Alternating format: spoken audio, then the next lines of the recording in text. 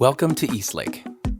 We are an inclusive faith community dedicated to the free search for truth and meaning, seeking to live out a more just and life-giving spirituality in the modern world. We see faith as less about doctrines and dogmas demanding total agreement, but a life to be lived, enjoyed, and given away to others. What unites us is a growing awareness that life is a gift and love is the point. We welcome the entire human family, regardless of race, age, creed, physical abilities, marital or economic status, gender identity, or sexual orientation. So if you are curious and have come to see, if you are tired and have come to rest, if you are grateful and have come to share, if you are journeying and have come to grow, if you are wounded and have come to heal, if you are joyful and have come to shine, welcome home.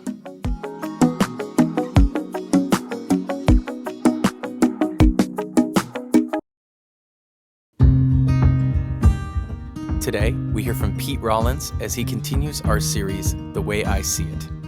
Please check the description for links to our quarterly Spotify playlist and guided meditation.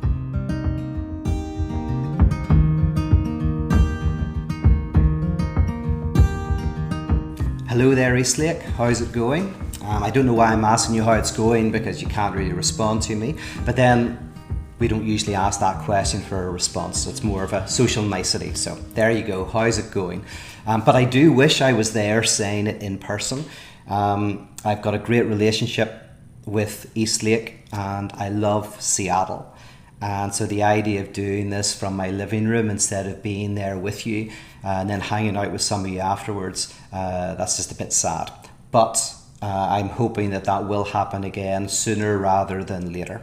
I was still very honoured to be invited to speak in this virtual way. And what I'm going to do then is talk for about half an hour, 20 minutes on the subject, and then we're going to do a live interview. So the subject is, I have to introduce myself as well. My name is Peter Rollins.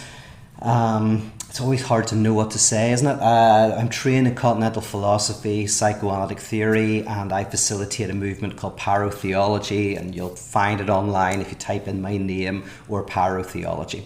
But what do I want to talk about today? Well, the series is called The Way I See It. And at first I want to do it, and I talked to Peter Gadd, and I was like, I don't know if I could contribute very much to this, and he was asking me why, and I said, well, it's because there's something in the phrase that just doesn't quite sit with me. And he said, well, talk about that. So that's what I'm going to do. So this title is called The Way I See It, I Don't Know the Way I See It. And the reason why I'm saying that is because there's a very common sense notion that we know how we see things, we know what we believe, and we know what we desire, right? I don't necessarily know what you believe, I don't necessarily know what you desire, but I know what I believe, and I know what I want. I mean, I hang about with myself all the time, I'm in here all the time. If there's anything I can be sure about, it's about my own inner world, my own desires, my own thoughts about how the world functions. I may be wrong about stuff, but at least I know it. Now, the problem with this idea is that actually we expend a lot of psychic energy to protect us from the traumatic truth that actually we don't know ourselves. We don't know what we desire. We don't know what we believe. I often get asked the question, what do you believe in light of my work? And it's the idea that I am transparent to myself. I'm like, no, I'm not transparent to myself. We are enigmas to ourselves. But, and here's the issue, we're not simply an enigma to ourselves. That itself is an enigma. In other words, it's not just that I don't know myself. I don't know that I don't know myself. Right? I have to first of all break through the first prohibition, which is a censorship in which I'm not allowed to even know that I don't know myself, to come to that knowledge of my own mystery. Now, that can all sound very strange. I want to start to unpack it. So what does it mean to not know your own beliefs, your own desires, your own deepest thoughts. Well, so in psychoanalysis, there is this idea of the unconscious. There's an idea that we have conflictual desires that are going on within us. We can hate the person that we love. We can love the person that we hate. We can want to go out or stay in. We can want to be around people and want to be alone. And all of these things are going on within us. And the manifestation of these conflicts is called the symptom. The symptom is a type of coagulation of some sort of conflict or contradiction within your subjectivity. So perhaps you have fatigue whenever you're working. And through enough reflection and analysis, we discover that you want to be productive, you want to work hard, but also you want to protest against being productive. You want to fight against that. And you discover that it's not that you want to be productive. It's that your father always wanted you to be productive. And this desire for productivity is not even really your desire. And there's a part of you that's protesting against this desire that's within you. So every time you sit down to work, your mind goes blank, right? Because there's some sort of protest against this desire that is within you. And you discover these conflictual desires, as I say, that then manifest in symptoms. And symptoms, in a way, are the truth that you cannot speak. The truth that you cannot speak finding its way of speaking. So the symptom speaks what you cannot say. Now, the other way this arises is in what's called parapraxis, right? Praxis meaning actions. Para meaning outside of, say, outside of the authority structure. So you have paramilitary groups, right? A military group that is outside the kind of the authority structure of the military. So a parapraxis is an action you do that's outside the authority of your consciousness. It's something that erupts within you without you knowing where it came from. It's precisely that action where you go, oh, that's not me. I burst into tears for no reason in the car. I shouted for no reason at this. I suddenly got terrified of something that seems completely normal, right? These are weird things. That's not who I am. Well, in psychoanalysis, actually, those parapraxis, those Freudian slips, actually tell you something about a desire, an anxiety, a belief that is in you that you do not know. It's something you know, but you don't know that you know. Something is erupting within you. Or if, for example, you always think that there is some murderer outside your house at night, right? You hear a twig snap and you immediately are certain that there's somebody outside who's trying to kill you. Well, the murderer isn't outside the house. That murderer is inside you, right? That is a projection of something that's going on inside you, some proximity, some dangerous proximity that you're feeling that's potentially connected to something in your past, right? Some relationship to your father, to your mother that's playing out. But we think that the murderer is outside. Now, of course, if there's enough noise and you see the handle move, that's different, right? But it's if for no reason at all, you're always thinking there's something under the bed or in the cupboard. It's just like the child who thinks there's a monster under the bed. We all know the monster isn't under the bed, the monster is inside them, but they haven't been able to integrate that something of their own trauma. And because they haven't been able to integrate it, they've put it under the bed. Right? Wilfred Bion, psychoanalyst, he talks about things called beta elements. A beta element is an experience in your life that is something that you cannot put into words. And often this happens obviously when you're very young, when you're pre-symbolic, when you don't really have adequate language to describe things. And a child has an experience that's just too much. They can't put it into words, they can't speak it, and so they act out. They experience the world as falling apart. And this is a beta element. It's like something that happens to you, but you can't articulate, which is called, in philosophy, a saturated phenomenon. Something that occurs that is just too much and can't be symbolized. And then Bion says that the parent is an alpha function. And what that means is the parent takes this trauma of the child and they begin to put it into language. they begin to speak it, help the child understand what's going on in their life, what they're feeling, and it helps kind of take that beta element and kind of like put it into some sort of understandable thing, soothing the child through language.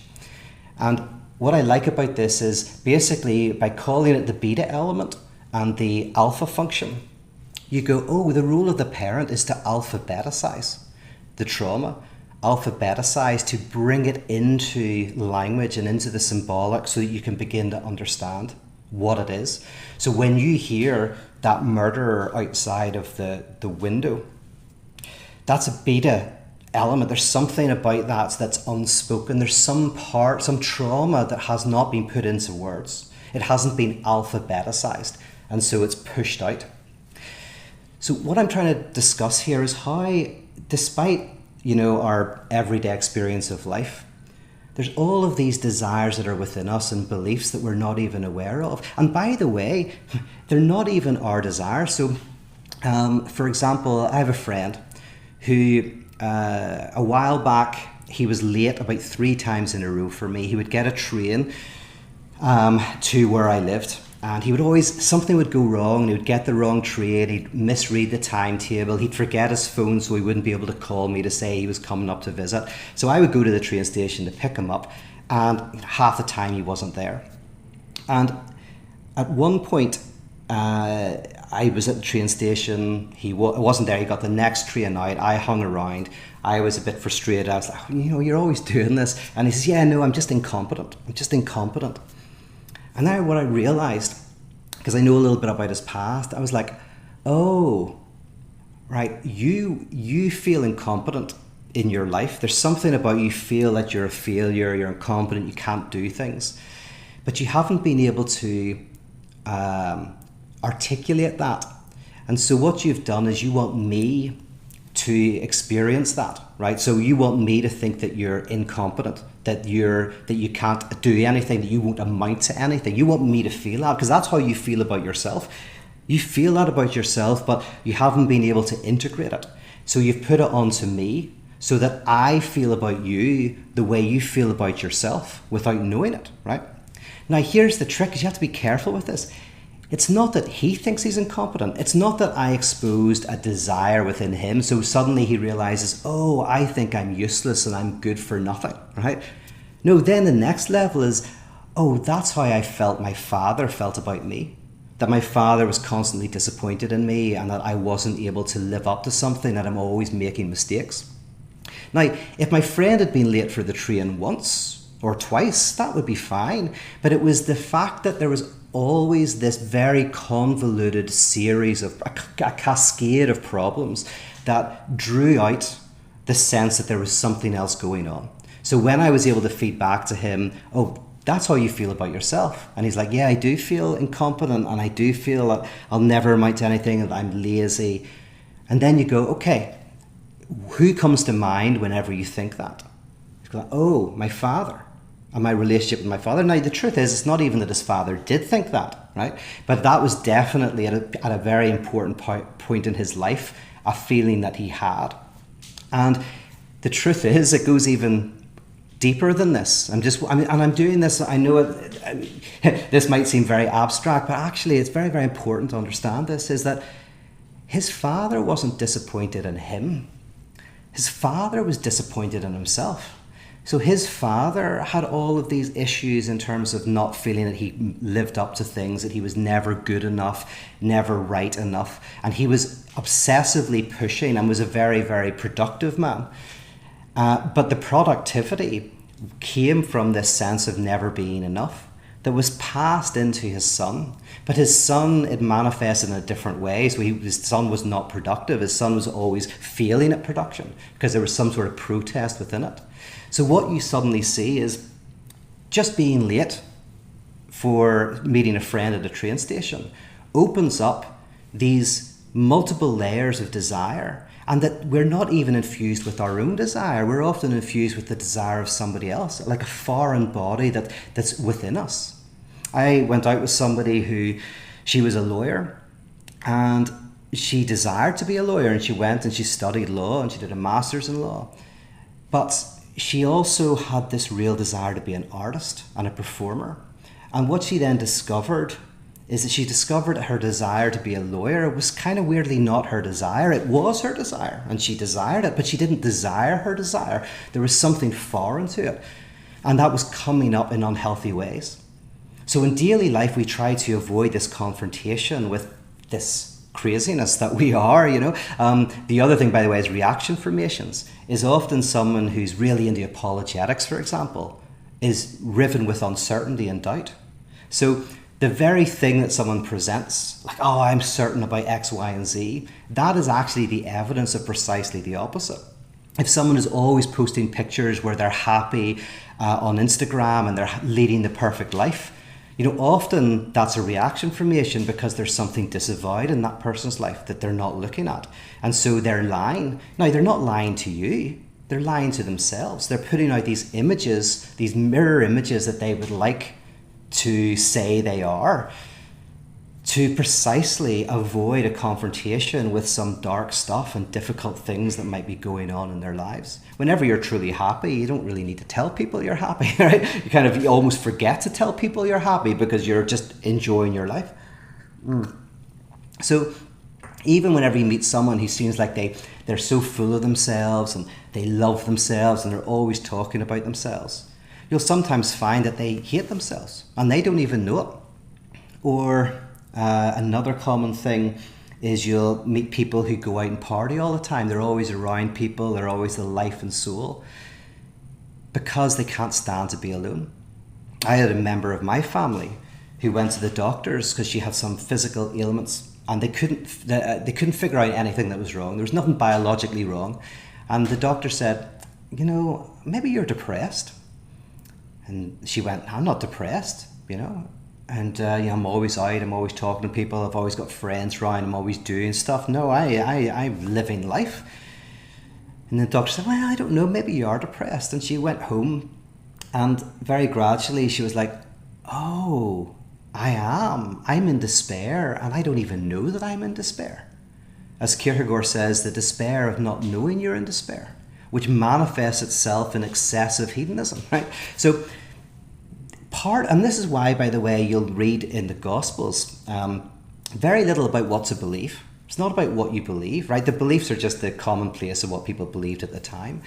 Often what Jesus is doing is helping you confront your disavowed beliefs, helping be a mirror or a screen so that you can see parts of yourself that you'd rather not see, right? You think of yourself as moral and ethical and good, and then you see yourself and go, oh my goodness, I've got all of this anger and hatred and darkness in me. And so that notion of you shall know the truth and the truth shall set you free is the idea that religion at its best is not trying to tell you what to believe. It's simply helping you to see the truth of your beliefs. You start to alphabeticize, you start to see and are able to talk about and experience what you're repressing. And that act is in and of itself transformative. That act in and of itself does something. Hey Eastlake, Peter here. Thanks so much for tuning in to watch this message. I wanted to do just a quick interruption to say thank you to so many of you who are making regular contributions to Eastlake. Eastlake is a nonprofit, and everything that we do is because of a community of consistent and generous people who really believe in this place and want to see it continue. So if you're a part of that community, thank you for how you make this place go. If you are tuning in regularly and are part of this community but you haven't yet jumped into making a financial contribution, we would encourage you to do that and encourage you to go to eastlakecc.com to help support Eastlake as a community and continue to make these messages possible.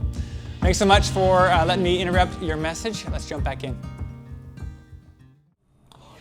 So, where do I want to go with this?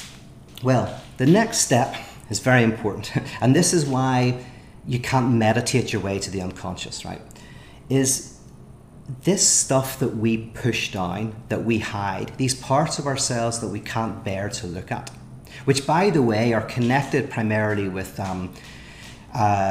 something that we feel we're missing in our lives. There's something we feel we're missing, there's some lack within us, and it comes out in jealousy and in envy, right? So jealousy and envy are these two. Whenever you see jealousy and envy, you can generally tell there's something that the person feels they're lacking at the very core of their being. To be jealous is to desire an object that someone else has. And to experience envy is to desire the relationship that person has with the object, right? So jealousy is when you want the object that someone else has, and envy is when you want the type of relationship that that person has with the object. So for example, you might be jealous of your friend because you desire their partner, right? You really desire the person they're going out with, so that's jealousy. Envy is where you don't desire their partner, but you desire the type of relationship that person has with their partner, or what you think the type of relationship is they have with their partner, right? And the problem is, what we do is, when we see other people having what we want, or having the relationship to an object that we want, we feel jealousy and we feel envy. And that comes out sometimes as self-righteousness. It comes out in all sorts of disavowed ways and repressed ways. We don't admit to ourselves that we're jealous of our enemies. We hate them. We think, look how arrogant they are. Look how terrible they are. I would never be like that. I would hate to have what they had, right? Whenever deep down, unconsciously, we would love to have what they have, or that's part of a desire that's within us. And so it manifests that we create enemies and we hate others. But here's the trick. The other is primarily a screen upon which we're projecting the disavowed parts of ourselves, the parts of ourselves that we cannot bear to face. This happens with, by the way, just to give you a few examples, and when I was doing psychoanalysis, I wrote a check to my analyst, and on the check I wrote the amount $1,690. And that wasn't what I owed her at all. That number is actually 1690, which is a year of a conflict that happened that's very, very big in Northern Ireland. They celebrate this battle of 1690, and it's connected with this idea of Ulster says no. It's about a defiant battle, and it's used politically as a kind of like a protest against a united Ireland. And so it's Ulster says no. And without knowing it, I wrote this check, which was a type of protest, a type of saying no to my analyst. One time I was supposed to meet a friend in a coffee shop, and I went to the coffee shop. It was 45 minutes away. I was like, why are they trying to meet me in this coffee shop when we were actually living together at the time? Why are we going to this coffee shop? And then once I bought my coffee and my food, I wonder if there's another coffee shop of the same name that's close to the house. And of course there was one 5 minutes away. And instead of just going, oh, I made a mistake, I was like, oh, is there some reason why I came to this coffee shop? I was like, oh, I don't want to meet my friend. There's some issue. And so going to the wrong coffee shop actually told me something that I was not telling myself about not wanting to meet my friend. That as soon as I ordered the food, so I was committed to staying at the coffee shop, I'd order food, which I don't usually do at a coffee shop. I ordered food, I was like just paying for it, and I was like, oh, I bet you this is the wrong coffee shop. Like, okay, that's telling you something. So if you can cultivate a curiosity with your own slips, with your own issues, you might find that it tells you something. Like even not being able to find the keys whenever you're going to your parents' house might tell you that you don't want to go to your parents' house. So what we do is, this is not deep within us. Right, this kind of repressed part of ourselves is not something that we find through meditating and going deep within us, because it's out there in the world. It's on other people. If you want to know your disavowed self, you don't kind of lock yourself in a room and meditate. Meditation can be useful and good, but here's the scary thing. If you want to know about yourself, look at your enemies. Right, they will tell you about yourself. Right now. The other thing, by the way, is sometimes your enemies are people that you disagree with, right? Sometimes you've got political opponents or people in your community or in your family who you have genuine disagreements with and you have conflict with, right? That's different. If your enemies bring out psychotic or neurotic anxiety, they create affect within you that make you kind of like unhinged in various ways, then that's evidence that there's something in them that is a disavowed part of yourself. And that you are seeing not them, you're seeing yourself in a disavowed way. And Lacan, the psychoanalyst, put this brilliantly when he said that if a man is jealous that his wife is having an affair, and then it turns out that his wife is having an affair, the husband can still be pathologically jealous. So in other words, the jealousy, if it's pathological, yes, it's historically right. Okay, his wife is having an affair, but still the jealousy is pathological. Even if she wasn't, he'd still be feeling jealous. And so sometimes our enemy is someone who is particularly good at allowing us to project onto, because there's things that we genuinely disagree with them about. But whenever it's pathological, whenever it's part of our disavowed selves, when we're getting them to carry these dark and repressed parts of ourselves, our own lack, then the evidence of it is it brings out anger. It brings out, as I say, various forms of anxiety. It brings out a really strong unreasonableness within us. That's the evidence that we're not seeing them, but we're seeing a part of ourselves. Now, why am I talking about all of this? Well, this is called projection. Projection is where, yes, I take some part of myself and I put it onto the other. And also transference. Transference is where I take an early relationship style. So I was talking about my friend at the train station, a type of relationship that he had with his father and his father had with his father, and transferred that type of relationship onto the relationship with me, so that I would become his father, judging him as incompetent, kind of expressing a part of his own feelings about himself that are kind of like imprinted into him. So that's transference, projection and transference. These ideas are central to Christianity. You can chart the genealogy of these to Christianity proper and into Judaism. So in Judaism, you had the scapegoat mechanism. You literally took the jealousies and the envy that would grow up within a community would always threaten to destroy it. Any community will eventually come to a point, and any family where jealousies and envies can threaten to wipe it out.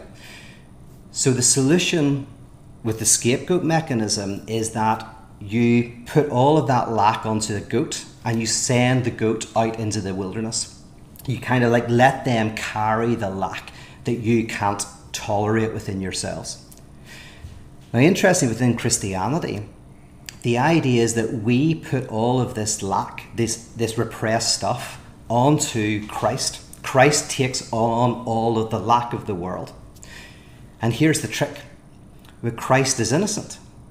So we put all of that stuff onto Christ and say, Christ is the problem. He is the obstacle to God, obstacle to the utopia, obstacle to the great community, obstacle to everything that would be wonderful, right? And then we see that, oh, he's innocent. Everything we've put onto him is our own, right? That's me. That's my lack, sin being lack. That's my lack put onto the other. And then you realize the structure, and you have to then take it back and tarry with it. And so this is what's called the forgiveness of sin, or the forgiveness of debt, right? Where, in a nutshell, a debt is a nothingness that is something. If you have no money, that's a nothing. But if you have debts, that's a nothingness that is something, a nothingness that gets you to have to work hard and jobs you don't want, getting letters telling you that they're going to repossess your house, giving you heart disease, all of that. A debt is a type of lack that is something. Just like there's a difference between not talking in a relationship and not talking, right? Not talking is not saying something, but after an argument, not talking is saying nothing, right? One is saying nothing, the other is saying nothingness itself. Or your phone not ringing when you're in a coffee shop, that's nothing. But if you're waiting for a call, that phone not ringing is something. It's substantive in its silence. So a debt is a substantive nothingness. It's a lack, right?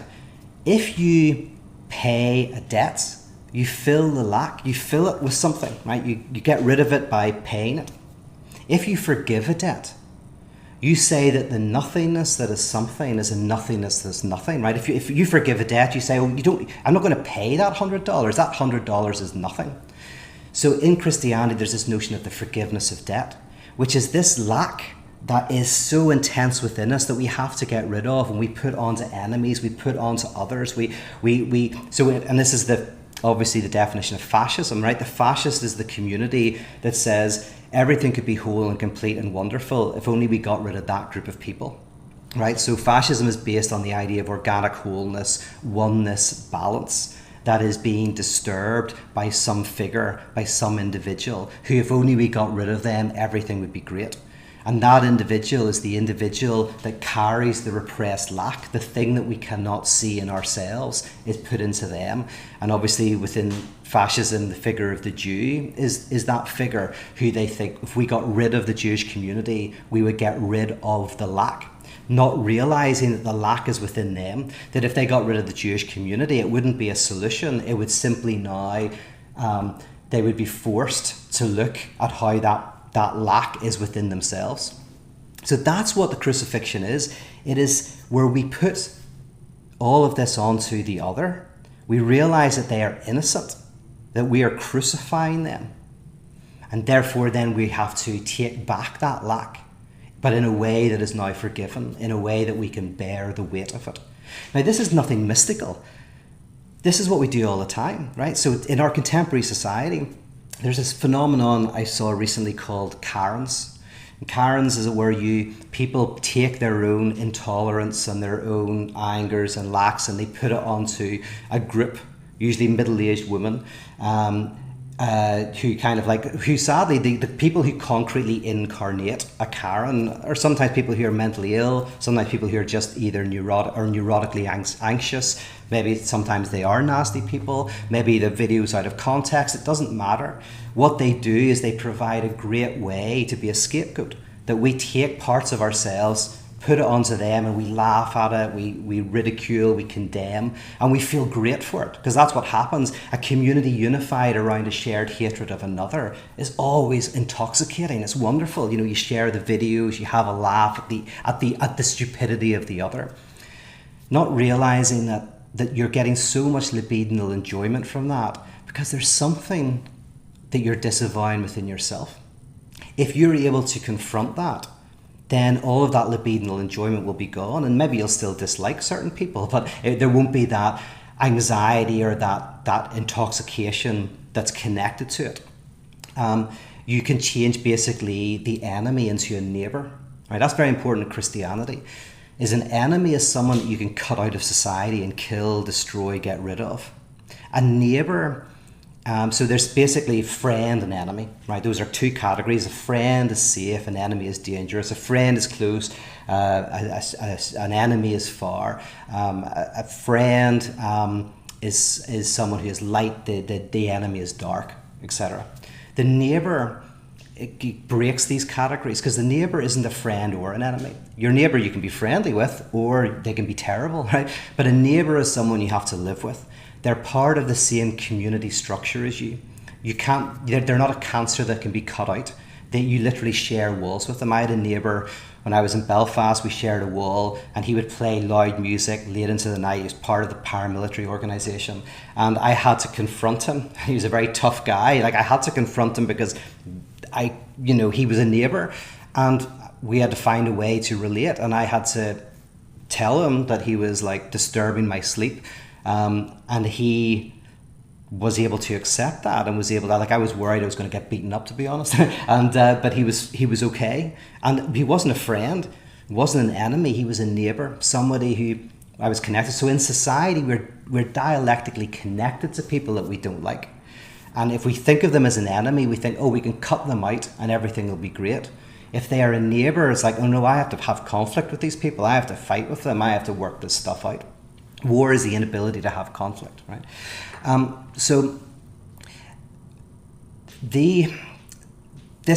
With Christianity, you see the very genesis of these ideas that are used every day in the clinic.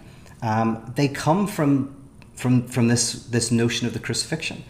And so to be a Christian, I would say, is to enter into this breakdown of the scapegoat mechanism. It's to realize that there's parts of ourselves that we cannot face, relationship things and desires that we are trying to avoid, jealousies and envies that we try to avoid with our what's called ideal ego, which is our sense of self. We have our ideal ego, which is who I am, which is the person you put on Instagram, the person you put on Facebook. That's the ideal ego that we often think we are, right? And one of the reasons why we put this stuff on Instagram is the likes help us. It's like the mother putting the child in front of the mirror and saying, that's you, look at, you're brilliant, you're beautiful. Because the child really is weak and fragile, but the mother holds the child in front of the mirror and says, look, you're beautiful and powerful. And, the child then kind of gets joy from this. In the same way, we feel sometimes weak and sad, and we put our images onto Instagram and we get likes. Oh, that's who you are. You're happy, you're having a great life, you're having a wonderful time. And then it's like, oh yeah, that's great, I really am. So the ideal ego covers over all of this stuff. Then we put it onto the other, and then we hate them, we make them into an enemy, and we try to cut them out. The challenge that we have, and I think this is, as I say, central to Christianity, is that actually we need to take back what we put onto the other. We need to realize that we are putting our lack onto someone who is innocent, who doesn't need it, who doesn't deserve it. Maybe they deserve something. Maybe they've done something wrong, but then we can argue with them about that. But that they're not some sort of demon or enemy or monster. They are actually the manifestation of the monster that we carry in a disavowed way. And so the challenge we have is to cultivate a curiosity with our own selves, to realize that I am an enigma to myself. There are parts of me that I don't know. That actually, instead of concentrating on what do I believe and what do I not believe, maybe I need a space where I can start to confront who I am and my desires and my fears and my anxieties and my jealousies and my envies. And I can see how I put them onto the other. And I can begin to see the other as my unknown face. And as we do that, we then find a way to integrate those parts of ourselves into ourselves in a healthier way, and we will be less violent, we will be less destructive, we will be more caring, we will be more compassionate. I think this is central to the experience of entering into the crucifixion. Thanks very much.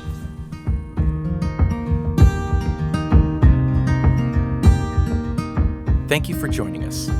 To make a donation, head to eastlakecc.com/donate.